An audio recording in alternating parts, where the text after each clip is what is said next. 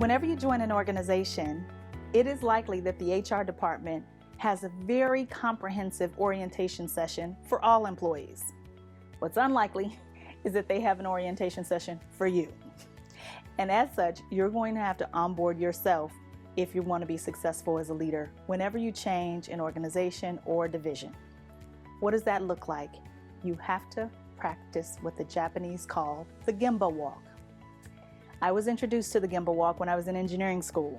You see, in the lab, I had a little test tube, and I would pick it up and shake it whenever there was some sediment that would be in the bottom. And one day, our professor, Gary Tatterson, took us out to a chemical production facility, and he said these words to me: "Price, how are you going to pick it up and shake it now?"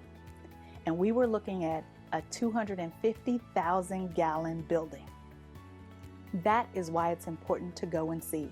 You see, there's no way to pick up a 250,000 gallon building and shake it a little bit when the sediment's in the bottom. It is likely that if you don't spend some time in the life of those people you're going to be supporting, you're going to be in the lab trying to shake a little test tube, thinking that you know how things work around there. So in plain language, here's what I mean.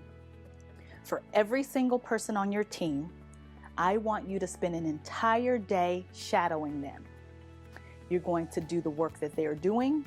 You're going to be dressed as they are dressed. Whatever their job requires, you're going to do it as well. You are not an observer. You are doing the job. Doing the job for a full day of every single person on your team allows you to build your empathy and your compassion for the work that has to happen at that level. And I recommend that you do it at least once a year, but definitely every time you join a new team. Because if you don't understand the work that everyone on your team has to do, you will make decisions sometimes that are not rooted and grounded in actual data and practical tools and steps.